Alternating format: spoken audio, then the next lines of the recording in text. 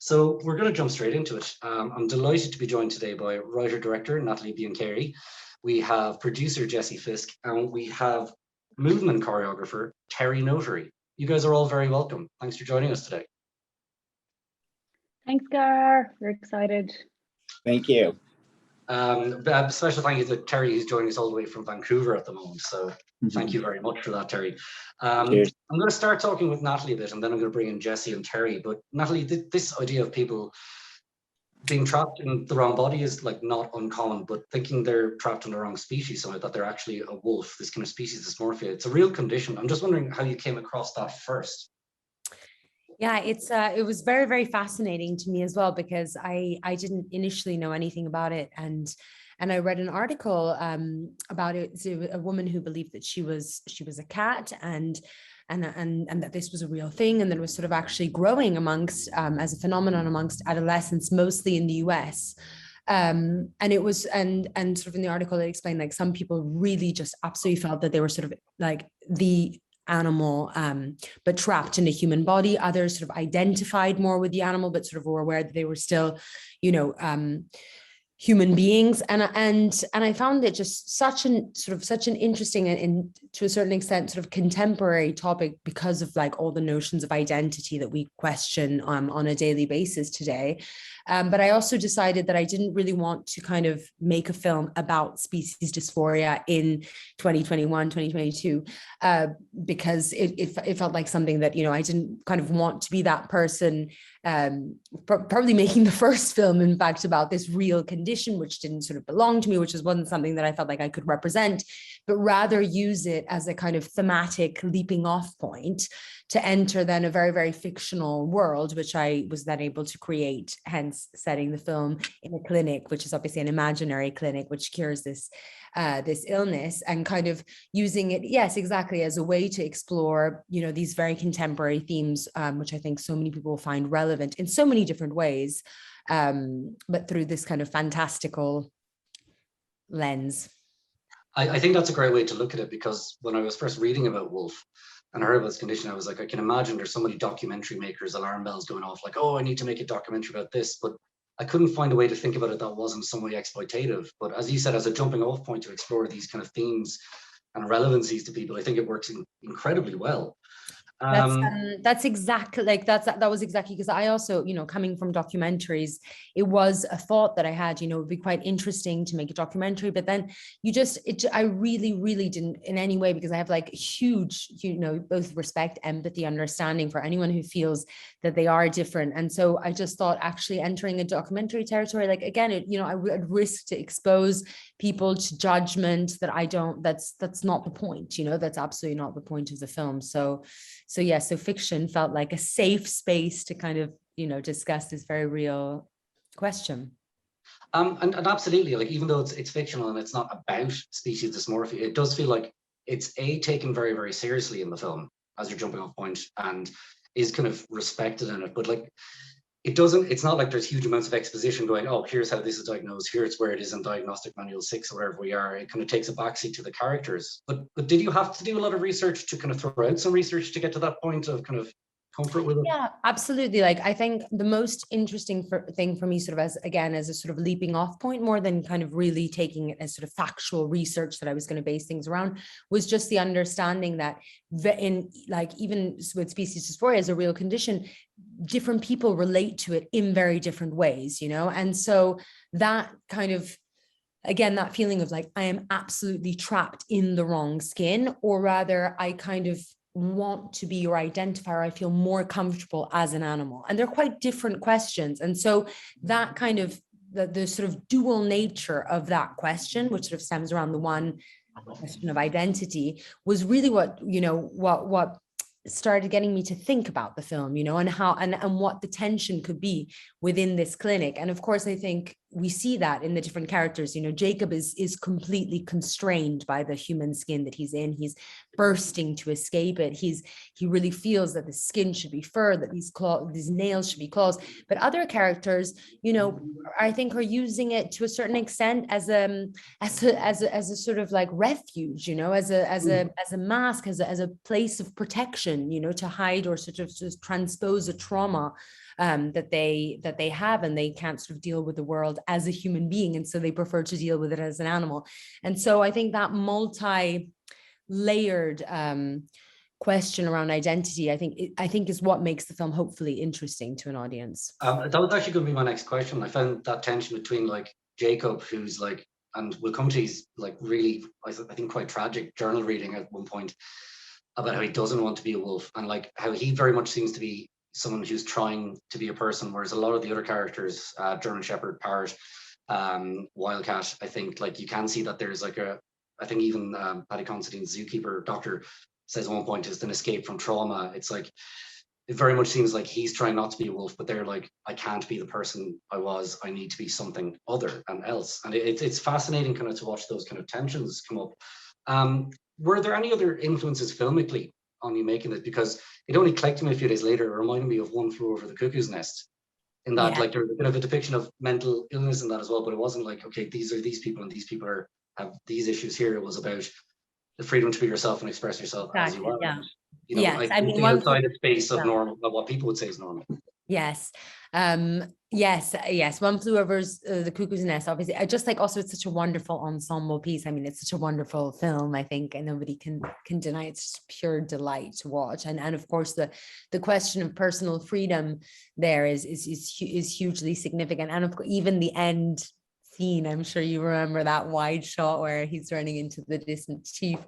But other influence, I mean, there were sort of many films, like also, I guess, when we were pitching it, which I'm sure we'll come on to, you know, and people read this quite quirky script, like there was a lot of need of like, what films could we like relate this to or imagine?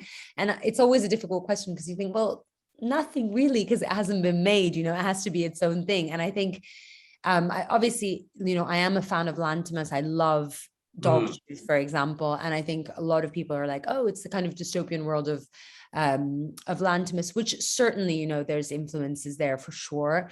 You know, I do think Dogtooth is a masterpiece. Border was a Swedish film, fantastic film, just very, you know, about two trolls, a love story, you know, kind of taking us out. And yeah, and then, you know, and then there's obviously just bits of, you know, directors that I love and films that have kind of like accrued over time. But I guess those were some of the sort of proper references. We're definitely going to get onto the pitch, because like I'm so glad to see films like this get made, like, but I can imagine it can be quite difficult in the marketplace to pitch something that's like, everyone wants to see what's new about this, and then also aware like, oh, this is totally new, I'm not sure how to deal with this. But Jessie, maybe I'll bring you in there. But before we do, yeah, you guys are Feline Films, which I believe you kind of set up before Wolf was made, or like when you were working on Wolf. Well, did the name have anything to do with the kind of topic going on in Wolf?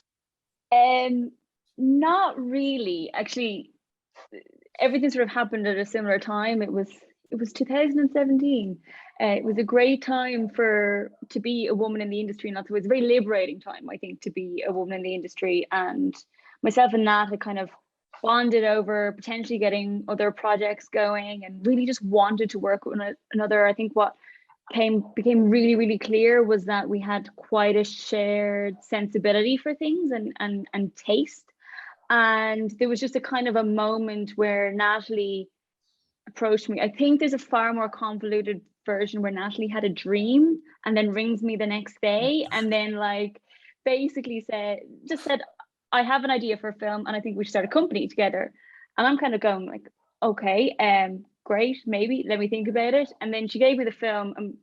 It was a 3 or 4 page treatment, I think, at that time. And Nat was working on it in a lab, and it was just so wild that, as you say, like, it's so intriguing, but you go, especially as a younger producer who hadn't produced that much before, kind of going, how do I go about this? How do we start doing this? And will people want this? And then I think it was the whole idea that we were jumping off, starting a company, making a film like this, that we just kind of went, fuck it. Like, you know, we're going to do it. We're going to jump in. We're going to make it happen. And we're going to really try and have a good time while we do it, because we had, I think it was a life's too short kind of attitude towards the whole thing at that point. But, you know, quite quickly, I think it became clear that there was an appetite for something like this. I think people, and it's quite an interesting reaction to the film. People don't quite know where to sit with it sometimes. And it's quite similar to the pitch and where we were. I don't know how I feel about it, but I'm still thinking about it, and I'm still glad it's out there and it exists. So it was playing off of that, I think. And Feline Films, no, Natalie was very clear. I have a name for the film, and it's Feline Films. For the company. For the company, sorry. And it's Feline Films. And yeah. And Jess was really good with it. She's like, yeah, that sounds great. Love it. And it was I had tried to think of company names before in a different situation, and it's the hardest thing to do. So when someone says, I have a name for the company, you're like, yeah, and it's Brill. So yeah, I don't hate that. That's perfect. Yeah, exactly. You mentioned about being like, I suppose, a young enough producer in this, although I kind of think you're quite experienced at this point in a lot of areas, like including co-production. But I'm just curious, like before I bring in Terry, like when you were kind of developing this, did you know you'd have to get someone? And just for people at home, Terry Notary here with us today is a brilliant actor. You might have seen him in The Square, a film that blew me away, especially his performance in that. But also, you've definitely seen him as Rocket in the Planet of the Apes films as well. He's an incredible actor and motion capture artist. But did you know, Jessie, I suppose at that stage when you're developing that, you would need someone like that for this, or Natalie as well, to have that kind of similitude? It's one of the first things that I think we discussed it really early on, but when you start having, as you can imagine with a film like this, you meet a lot of different people, co-producers, potential partners. And one of the first things they ask, like, because bear in mind, Natalie hadn't actually made Nocturnal really when we started pitching Wolf.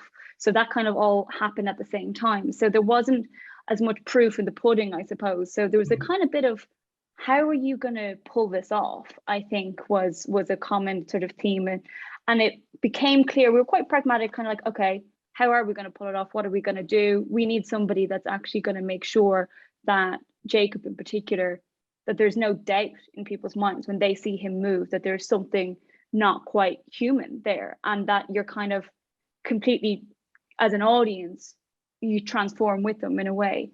And then instantly, of course, we had no idea the background, us being like very sort of arty European filmmakers, we'd no idea that Terry was the man behind Terry in The Square as well. So when we looked it up and Nat said, listen, this guy, he actually is the coordinator for this scene, that's who we need. I was like, yeah. And then you Google Terry, you're like, oh my gosh, there's not like a whole. You thought actually he was a real Russian artist, Jess, because I remember. Yes, you did, because I remember, and I was like, really, like that's awesome. I mean, honestly, after whoever the scene in The Square would have to want Terry for this. I mean, of course, it's that scene, as you said yourself, Gar, is like incredible, amazing. I mean, I think me and George would just watch it before, like he's like, oh my God, it's incredible. Like it is just something else. It's something else, and I actually just recently showed my neighbor 2 days ago that scene, but and then Jess is like, I think he's a real Russian performance artist. It has to be, And then you Google this guy, and it's like, I should have showed up like that. I should have showed up like, hello, how are you? Yes. That would have been. What are we doing here? I don't know. But I think it was like the kind of Nat, listen, I think we're gonna have to forget about this. Like this guy, King Kong, he's like. The Russo brothers, like, when you see Andy Serkis on Graham Norton, that's Terry. This just doesn't end in kind of how many wonderful globally renowned performances he's responsible for. I don't think our £2 million Irish Polish co-production is going to be on his radar. And Natalie was like, well, try. And I think. And I don't know which one of us emailed. I emailed Terry first. It was you. I emailed Terry, and I remember he answered within like a day, like super quick, super nice, up for it. And it was like, fuck, this is maybe gonna happen, actually. This is incredible. And then I remember our first chat because he just got it so well. He was like, Natalie, of course, I get it. These kids, like, you don't want him to actually, this kid doesn't really feel he's a duck. He just loves the lightness of ducks, and I remember I was like, anyone who comes up with this, like, he just gets the film, like he got it like instantly. So it was a real connection there. I mean, Terry was looking at the auditions, I mean, just like from so early on. Yeah. So Terry, how did you respond when that script came in? Because it's certainly in your wheelhouse, but it's also unlike, I imagine, any other script you've kind of gotten. Yeah, well, I mean, I read the script and it was wonderful, and then I looked at it as a real challenge too, because it could be one of those things that could be incredible, or it could be horrible, depending on how you approached it. If you were to imitate a wolf, it could go the wrong direction. But I thought, I'd seen George in 1917, and I thought, ooh, he's good. He's got the potential to really kind of delve into stuff, and if he does this right, if he goes into this character and he works from the inside out and really embodies the essence of the wolf rather than the imitation or the performance of a wolf, then it could be something really kind of powerful. And it took a while, because when actors come in and they have a task like this one, it's always daunting, and they're like, what do I do? They want to sort of get into their head and understand what's happening, and it's that process of sort of undoing the understanding and trusting the truth, because the mind always kind of wants to know, it wants to define it, wants to understand it by definition, and wants to know how it relates to yourself, and what I have to do, and really you have to just sort of trust to throw all those, all that away, all the clinical approach to things away, and just start to find what it is to just be and live and just be present in this space where it's natural for us, but it's, as human beings, we're animals. We're just animals. So, but we've been conditioned to be a certain way, to have a certain identity, to define ourselves with a resume and then this and that, and the persona, the blueprint that becomes you over the experiences that you've had, human being, your successes, your failures, your every experience. That blueprint idea. Yeah. Sorry, Terry. That blueprint idea is really interesting, because like I heard the phrase schema a lot of times for how we're, the blueprint for how we're meant to be and all that, like a schematic. And I suppose I've spoken with a lot of actors in these things, and they've often said, like, if you're thinking about what your body is doing in a scene, you're not there, you're not acting. And it seems to me that in a lot of ways, there's not much difference from the general acting process, that you have to be there, but you also have to learn to be in a very, very different way for something, like especially Jacob with this. Yeah, exactly. And I saw the the clinic as sort of this representation of the society in a way, where they try to put a definition on you and try to put this identity on you, and understand what you are, and in the 5-step process or whatever it is. And that's the ridiculousness of the human condition, because no one's the same. No one can be defined by anything. And I feel like now, especially, in the last year or two, we've sort of jumped on this bandwagon of definition and defining ourselves for some reason. Like, why, so anyways, the whole thing was about undoing effort, undoing that the need to try and to understand it, and to know exactly what you're doing, and to just go, look, we need to find this space where you're in your optimal state of performance, because animals they embody that state. And when I work with actors, athletes, businessmen, it's about finding that soft connection, that space where everyone's felt it. You've hit the perfect ball. You've landed the perfect, landing for gymnastics. You've done you've had the perfect moment.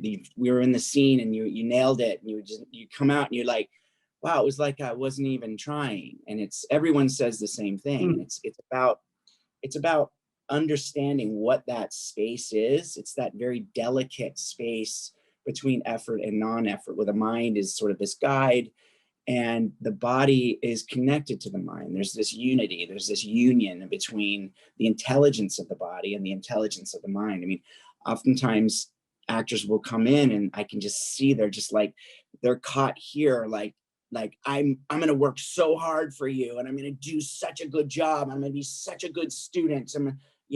And I go, okay, look, see what you're doing there? You're going to undo all of that. We're going to become like a baby again. And you're just going to start to stare out and dream and find that soft connection to the source of infinite energy, which is all we are. We're just energy beings, right? And so yeah, absolutely. What is matter but energy condensed? Exactly. So it's interesting you mentioned business and sports there as well, because they talk a lot about the flow kind of effect, which seems to be kind of what you're describing there, just when you're in that state of flow. Right. And like, sure. we'll come to a scene in a moment, which I want to talk about, which is the first time we see Jacob, walking or quadrupeding as a wolf, and it's amazing. But just before we come to that, I'm going to have to talk a little bit about the casting process, because your cast are incredible as well, like outside of Terry as well. But before we get to that, like you mentioned, it was, I suppose the pitches were kind of interesting for that. This one was funded by Screen Ireland and the Polish Film Institute. Can you talk a little bit, maybe Jessie and or Nathalie, about getting them involved, and like were they all just like, yeah, okay, I'm in. This seems like the kind of thing we're looking to fund. I mean, I think, first of all, we got the support of Screen Ireland from, like, it was the first bit of funding anyone gave the company, which was incredible. And, it did sort of have a little bit of, and again, it comes down to when you're working with state funds, that they have the flexibility. If somebody has a really bold and brave idea on how to kind of approach cinema, that they're able to resource it if it's what they want to do, so it's kind of not having so much pressure on, I suppose, commercial viability in the same way, because you just don't know what way these things are going to go. And I think what became very clear to us was, and you can even hear the way, like, down to how Terry is speaking about the process too, and the details which myself and Nathalie had to explore. It came down to what we held as being really, really important to the end product of the film. So Poland came into play because Nathalie really wanted to work with her DOP. And I kind of said, well, that's fine, but if we're going to have kind of creative spend as highly regarded as a DOP, we're going to try and work that in as a co-production structure. And I think it came about, like, thinking outside the box. I think the freedom of how unique this pitch was allowed us to think outside the box a little bit in how we approach things. So Poland came in. Poland have an incredible sort of tax incentive that you can only access if you spend a certain amount of money. So we were never going to be able to get that, but we were able to get their creative fund. So the deadlines also matched up super well, that we'd know quite quickly if that was going to be an eventuality. So Screen Ireland were super supportive. They kind of loved everything about it.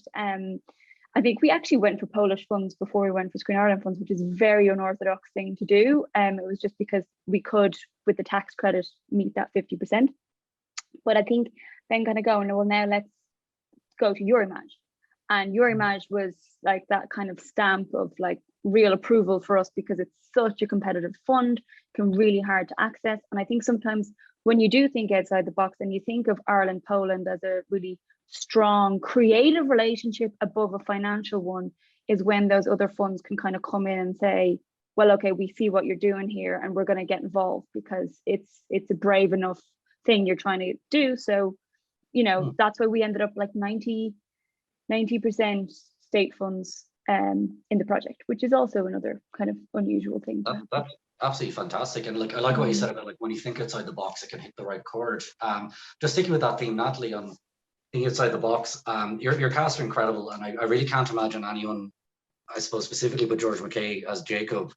But was Terry on before Jacob came on, or before? Sorry, I even think of him as Jacob apparently. Well, Terry was very kind in that, like, when I made shortlists in the millions of auditions that were coming through my email, I would sometimes like send him, there would be moments where there was like maybe 3 or 4 actors that were particularly interesting or had done really good tapes, and either I would ask him to have a look at them, or even Terry actually worked with 2 or 3 contenders for Jacob's roles, who all happened to, for some reason, be in LA, and so luckily in the same week. They came through the studio. It was perfect.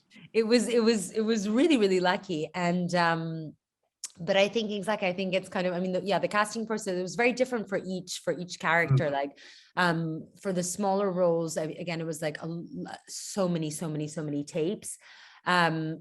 some like it was instant, like with Fion's role. He was the first he's the first character I cast, and it was just I saw his tape and I was like, oh my god, he's perfect. And then I would, bounce and I would send it, and obviously, Jess would of course watch the tapes as well, and then I would send like to Terry and be like, look at this guy, and Terry would be like, yeah, brilliant, so there was always a dialogue going on.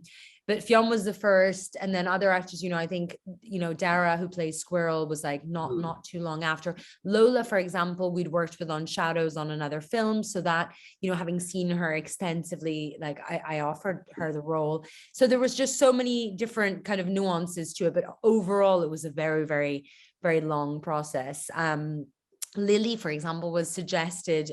We share the same agents, and she was a suggestion, and obviously she has this wonderful feline look, which is like first, and I kind of thought most of the characters I wanted to kind of counter cast actually, but with her I was like very, very intrigued. We had a coffee, and then she taped a few times. We met in Paris, we workshopped together, we saw that we had like really good chemistry. So there was different processes, and yeah, and of course with George it was I also can't imagine anyone else but him. I think he brought such vulnerability. Like, I think he brought things that were not apparent in the script, which was, I think it was always a very enigmatic character, a character that I felt like I knew the least in so many ways. And I was very open with him in our first coffee. I was like, look, I don't fully know this character, like we have to discover him together. Like this will be part of the journey.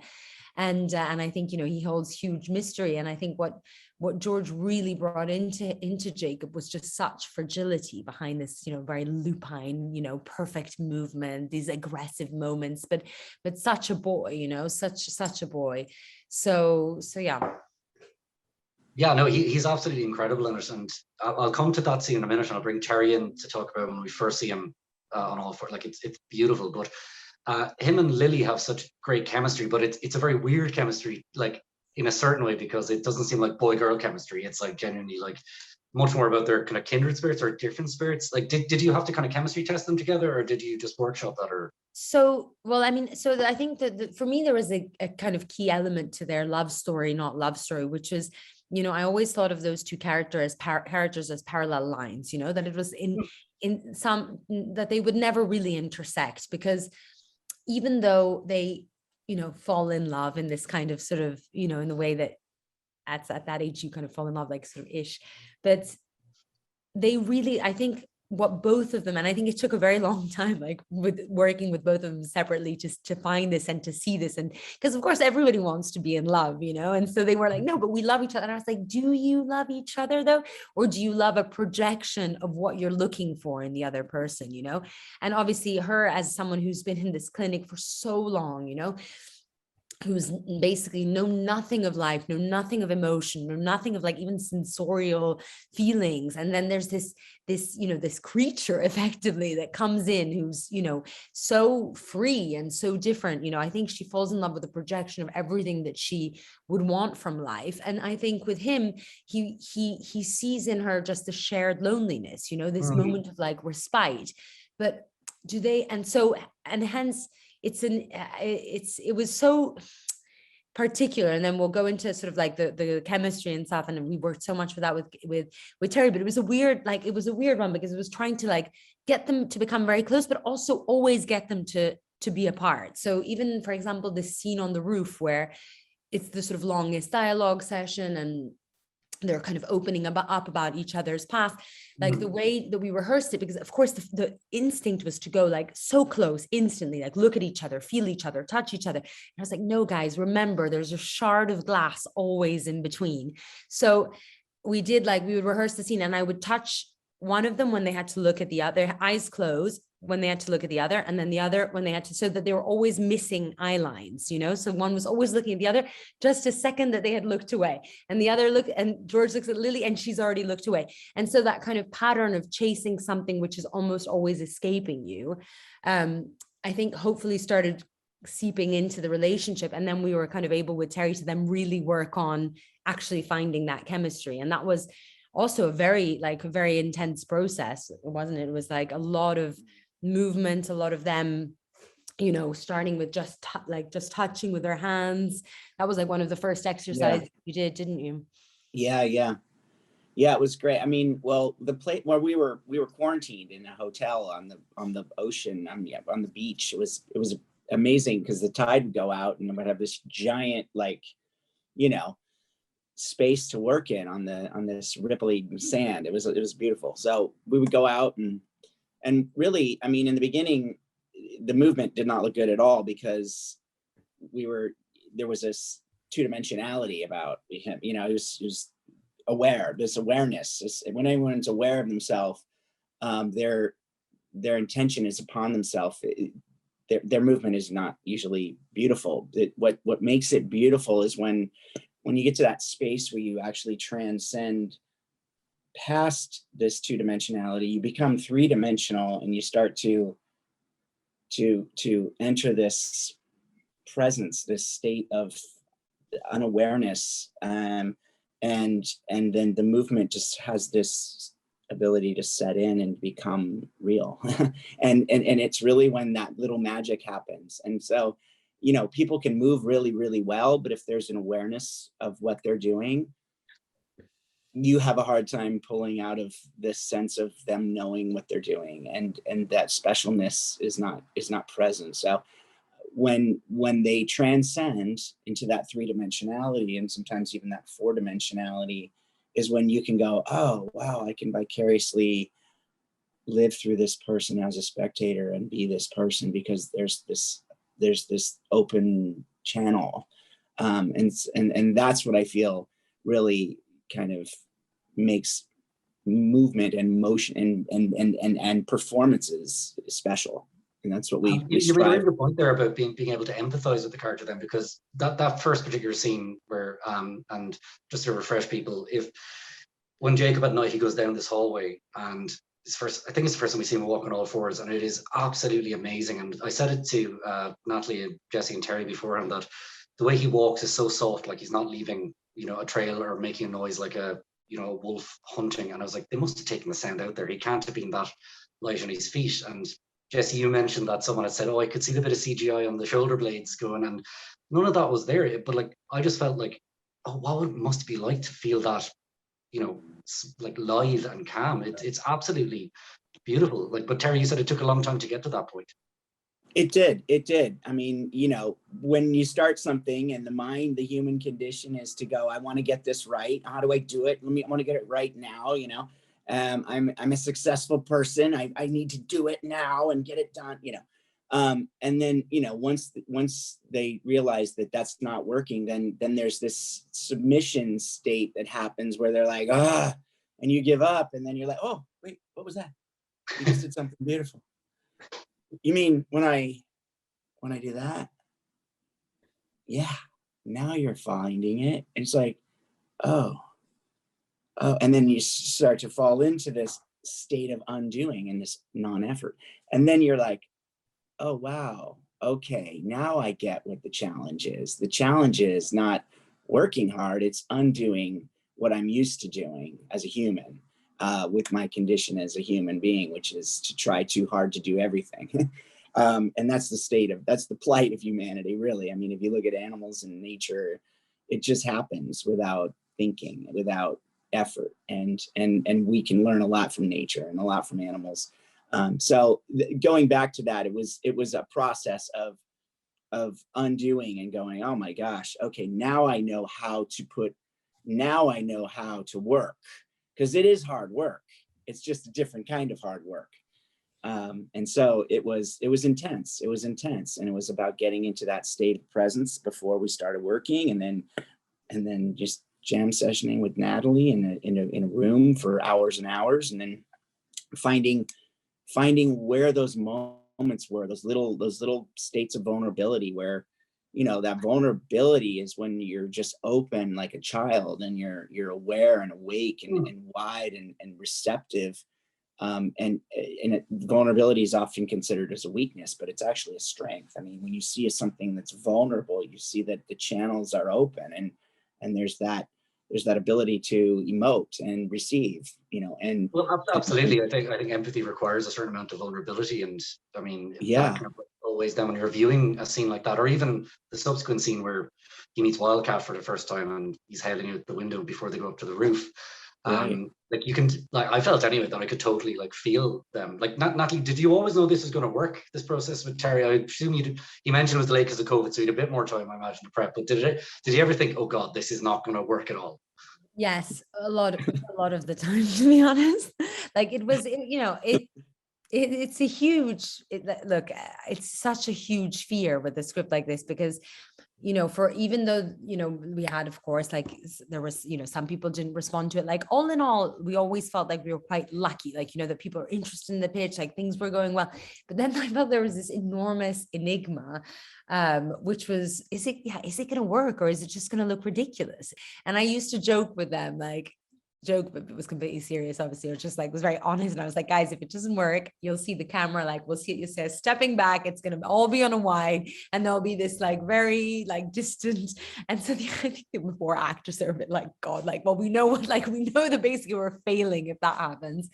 But then actually it's, again, that those moments were moments that we did a lot of work on with Terry. And it's so fascinating because you do see how the shape of those things just alters in the rehearsal process, because at times it was clumsy and then at times it it started picking up and sometimes it was too sensual, and then I think on the day all of that work and all of that kind of muscle memory, they were able to just really kind of come together. And then all I would have to say would be like whisper, like break away, and actually just having that tiny input. They were so in themselves that even hearing a sound like an animal, they would almost pull, and you would get those glimpses of those tiny like quite realistic moments, which was super special.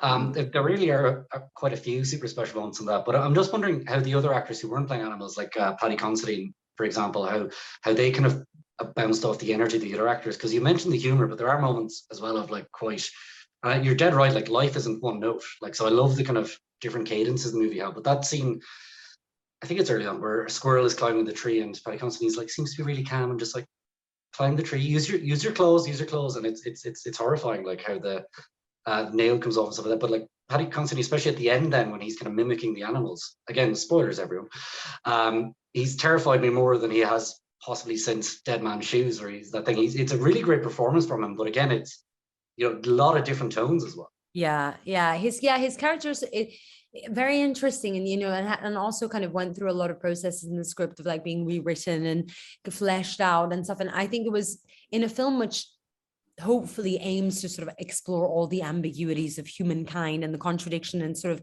of course, yes, like there's clearly a bad guy in the film, and it clearly, like, it is a film which criticizes institutionalization, surely, but I also was trying to give him solid arguments, and he's actually quite like an erudite character. I mean, he references Nietzsche when he's speaking to them. He's someone who actually knows his stuff, and I think that's what Paddy really held on to, like even in the scene with that, like, because obviously he was quite apart from all of us in general. He kept very much to his character in that sense, that he like meshed less, and we're all obviously in this bubble in this hotel, and he sort of kept his own. And I remember when we were doing the scene with Dara and his nail coming off, and Paddy, he would just mutter, he would like go around muttering to himself and be like, I mean, it is ridiculous. I mean, you are a grown man. What are you doing like a square? Like, probably just like really convincing himself of those arguments. And I think, to be fair, like his character had a lot of arguments, like, of course, all with all the wrong methods, and it's like certainly short-sighted, but, to him, it was just like, where's your life going to go? And I think he really used that when he was like doing the imitation, because initially we wanted it to kind of be more like him when he was imitating them, like he would be like uncannily similar, and kind of really sort of transcend this moment of like, is he an animal or is he not? But like, to be honest, Paddy wasn't really having any of that. He was like, no, like, he's like, my character doesn't kind of go to that extent. And actually, I think there was something interesting, because he did hold on to like what his characters, which is like, I ridicule these people, I find this absurd, and and I think, and there was real truth to that. And again, I remember even like with Dara throwing this stuff up, and he's like he was so frustrated, like he was so in that, like, what are you guys doing? You're all grown-ups, what the hell, why are you pretending to be animals? So yeah, I think that was his kind of leverage there for the role. I think he felt there's going to be up to that then when he gets Jacob to read his journal entries. Now that broke my heart a little bit, like when I heard it first, because it did sound like, on one level, without kind of overplaying the potential metaphor to it, it did sound like somebody who'd been through like conversion therapy for being gay or something, who were just like, had like, you could tell they were clearly a wolf, but had learned everything to say correctly about why they didn't want to be and all that. How did you come up with those kind of moments? Like they're really affecting.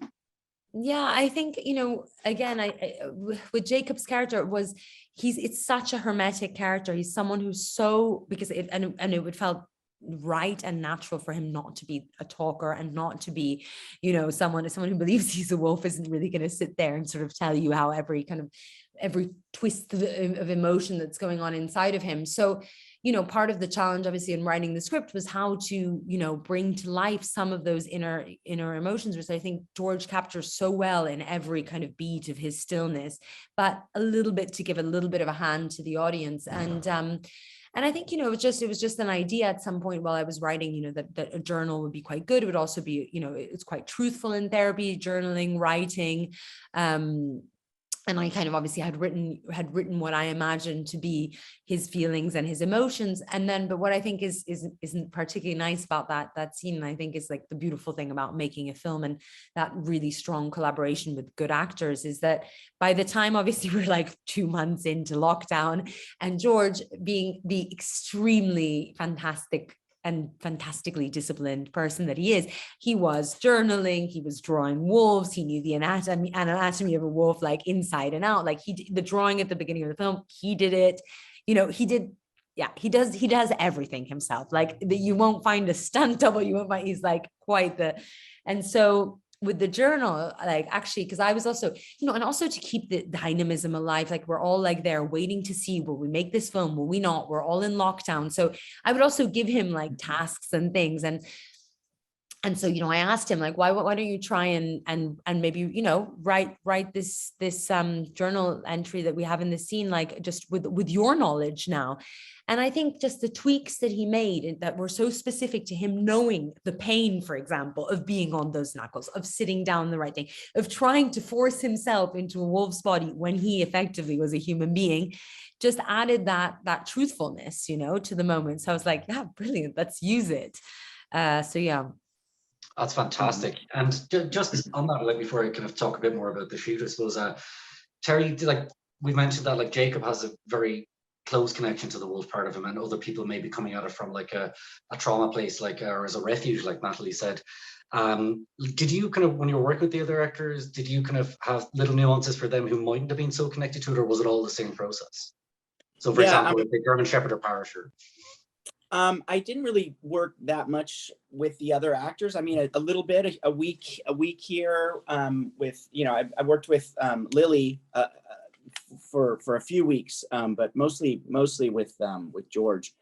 And then I did work with Fionn a little bit. We did some work in London, and then kind of he was kind of right there already with this character. I felt, and Nathalie felt the same after we worked with him for a couple of hours. He just had that comedic sort of pathetic, sad, I mean, it was just kind of, it was perfect. I mean, the way he came off, I was like, ooh, I don't want to touch that at all, really. It's already working. And then with Lily, it was really about getting out of the awareness of herself, and then, but also kind of embracing that awareness, because that was kind of what was her, the protection. I mean, she was playing it. She was embodying this cat as an insurance policy. Really, I felt like it was like, it's like, as for love. I mean, this was how she was going to ensure that she was going to be sick and be taken care of and loved. And I felt that what we really worked on with Lily was about sort of becoming unaware of her beauty, of her own beauty as a person, and getting past that sense of how I look when I'm performing. And when she did that, it was great. So that was really the work we did with her.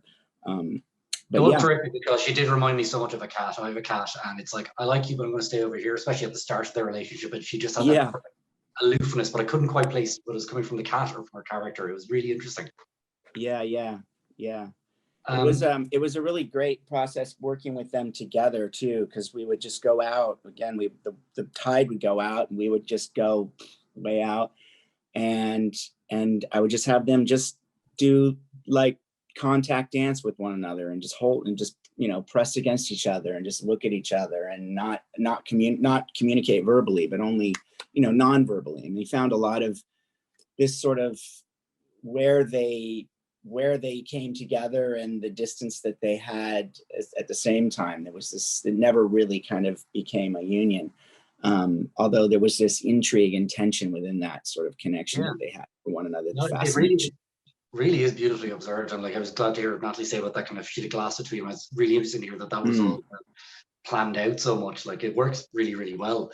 I'm just going to talk a little bit about the shape now. Natalie, I suppose Jessie mentioned your DOP, who you worked with on Nocturnal, I believe, as well. Is it Michael Dimac or Dimac? I'm probably saying it. DMAC, yeah. You did a terrific job on it, because there's that opening shot, which is like magic realist, and then I suppose the shots in the clinic, which are almost like a kind of Soviet brutalist kind of feel to them as well. Did you work much on the aesthetic together, like before shoot, how it was going to look, how it was going to come across, or were you kind of focused on?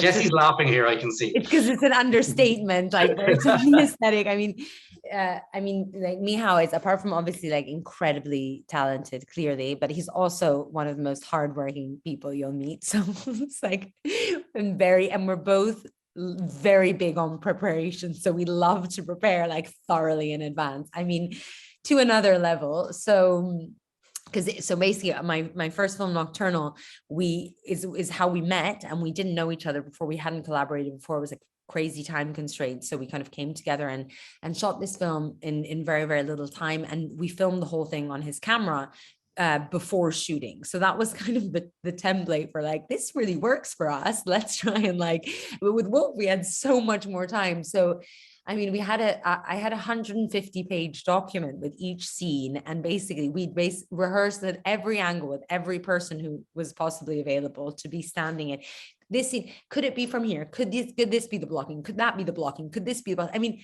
constant weekends, mornings, this and that. Obviously, during the pandemic, we weren't able to do that. So we just had like every day we would Zoom for 3 hours and go through every scene. And what I love about Michał also is that even though he's a technician in theory, of course, in some ways, as well as an artist, he really, really wants to listen to what you thought when you wrote that scene, what your intention, like just process it, like really spends the time. So he would ask me, like, talk me through it again. How do you see it again? And then from there we would start molding and shaping, and he'd be like, I have an idea of this. And then I would bring to him, no, that's not right. No, this is not.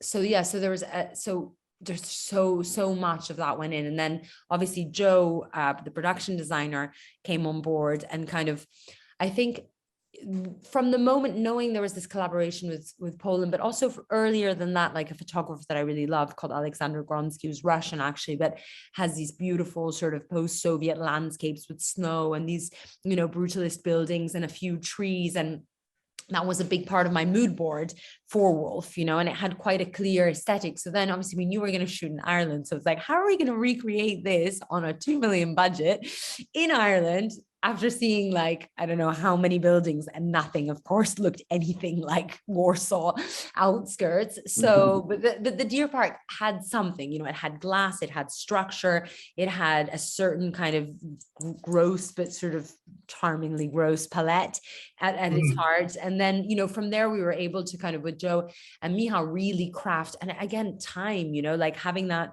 COVID break, which wasn't really a break, but gave us that space, meant that again with Joe, like he did renders for with SketchUp for every single set to the measurement. Joe fall over the the production designer. So because he'd also worked in Deer Park before, in the hotel where we shot the film, he had all the measurements of the space. So, and because now he finally had time, which he wouldn't have had normally, he basically just recreated the whole building. So then between that, you can imagine with Michał and me and our obsession for like blocking, we were able to like jump into this like parallel universe and like, you know, really plan camera angles, to be able to do that according to like knowing how much light was going to be in the room. So because the space was just very hard to light. But then another thing, and I think kind of going back to that scene that you mentioned, the corridor that you loved so much, and kind of also just wolf movement in general, I thought might be kind of interesting for you to know, like how to shoot the wolf movement and all the animal movement that was like a huge topic of discussion that went on for like months, because you know, on the one hand, do you get close? Do you shoot it wide? Like, I mean, how do you capture it in the most? So this was the way. So Michał really had like felt that the best thing would be a dolly for this, you know. So this was our first like attempt was through that, you know. So we got George at every hour of the day and night, like willing to like kind of jump in and crawl down corridors for us, and we tested it, and you know, and we went to have a look at it in the cinema, and then we tested various options, but we had a look at it, and to me it felt like a horror film, you know, completely, because actually that kind of tracking movement and suddenly all these shoulders, and you know, and already it's someone behaving like a wolf. And because again, as we say, like this film, you know, and I think that will be something that some people will just not get and feel that those lines are crossed. Like it does tread very carefully between genres, between tones. So I was like, we cannot say horror film here. So then there was the discovery of, you know, what was gonna, how this was gonna work. And actually, ultimately, I think, you know, doing so much work with Terry and seeing how the importance of the small but truthful moments, you know, that the moments where an animal would come out were not the big things, you know, but rather those a tiny gesture, a tiny sniff, a tiny freeze, a tiny pause. And actually it was the same with the camera movements. It wasn't running on the track doing this. It was actually sometimes being completely static and wide and letting him move through the frame, or perhaps, you know, handheld, but in such an unobtrusive way so that you're really just doing a service, you know, and also saying, I'm not putting like CGI, I'm not putting effects here, because these kids, they're not going to turn into animals, but they feel they are. So let's be authentic, you know. And I think in some way that's kind of the ethos, that was the ethos of the film. Like, let's be truthful, you know, let's just be truthful to each character as much as we can, when in always in the uncomfortableness, in the kind of sort of tonal discrepancy in the camera work, and like let it breathe, and then let the world judge, but we won't. No, absolutely. And like there is that lovely thing later on as well with the snow, and you kind of see Jacob in a kind of woven kind of environment, and might be the wrong reference here, but it always reminded me of like some 80s Wolverine comics where like there'd be just a silent comic and he'd just be in the snow and hunting, and it was just like, it always struck me as such a stark image. And when it kind of that kind of popped up a little bit, then I was like, I just felt that. But it almost seemed very different to a lot of the movement and stuff you've been doing previously. Yeah. It's no, like it is absolutely terrific, and I don't want to spoil the ending, but I could talk about that for quite a while as well, but we've only got a few minutes left. So Terry, can I just ask you, how did you feel when you saw the finished film and you saw all these like characters moving, like, so I would say truthfully? It was kind of surreal. I mean, I saw it in the theater and I was like, wow, we did this, you know, this film in Ireland so long ago, and now it's in a movie theater. And it's like, it was surreal. And I was really happy how the vulnerability came through with Jacob, and seeing the strength in that as well. Like I felt like it was a really nice balance between this kid who was struggling with, you know, who he was, but really the strength lied in the fact of knowing who he was the whole time, and sticking to it, you know, even though he had that huge debate about, I mean, that huge struggle between, you know, appeasing his family and society and fitting in and all that, but knowing truthfully that who he was who he was, and he was going to embrace that. And I felt that's the, you know, that's the heart of the film. Yeah. And that's what I felt really came through to me when I was watching it. I felt that I didn't fall out and go, ooh, I see an actor. I didn't feel that with him. I felt like this character was alive the whole time. And that I was proud of for him. And Nathalie because I think that they did an amazing job. Well, you should all be very proud. And like you said something great there, Terry. Like you said, I felt. That was me watching the film. I was like, I was feeling things. I was like, these are going to take a while to process. Like, I suppose, like in terms of thoughts and stuff. But you were feeling that in the moment watching it, and that comes across so like authentically, I think. We don't have much time left, but like the film was already out in Poland, I believe. It's played at several like big festivals and things, and it's coming out in Ireland, if I'm not mistaken, St. Patrick's weekend, isn't it? On the 18th. Yeah, 18th of March. So we have a couple of, I don't know what's announced and what's not. Manchester definitely is the next one that's announced. There's a few little festivals and nice festivals popping up between now and then. We are in Diff on the 4th of March. So I believe there's still tickets. So please, if you haven't seen the film, tell all your pals to go and watch the film. And then Paddy's weekend. So that's what right now is all about, is strategizing kind of how to just get people to engage and to really give themselves the material, because that's what you have to do with this film. You have to give yourself to it, I think. Absolutely. Like having seen it on a big screen, I would recommend it to anyone. Those of you who remembers watching this or the recording of it, you have till Friday to vote, and it's now up on our voting platform for members. So anyone else is a member, who hasn't seen it, tell them to watch it. It's on a biggest screen as they can. It's absolutely terrific, and I'll very much look forward to going back to see it when it's released again. I'm after kind of running through time, so we don't have time for questions, people, but I have one statement here from Thomas Ryan, himself a good filmmaker, who says, I wish I had a worthwhile question to ask the team during this chat, but I'm still processing the movie. It was so powerful and unique. Huge congrats to the crew on such a stunning film, which I think is probably as good a way to leave it as any. I had a feeling as soon as I saw him on the screen, he'd like that. But guys, I've thoroughly enjoyed talking to you about it, and I'm going to really enjoy thinking about the film for quite a while, and very much look forward to talking to people who've got a chance to see it at Diff or when it's released here, because it's a real kind of point after a film, and we'll talk about that for 3 hours kind of thing. It's beautifully made, and it's been great to hear a little bit of the incredible effort that went into making it. So thank you all so much. Thank you for joining us, Nathalie, Jessie, and Terry, all the way from Vancouver, guys. Thank you so much. Best of luck with everything. Thank you, guys. Beautiful film. Thanks, Thank you, guys. Thank you. Thank you.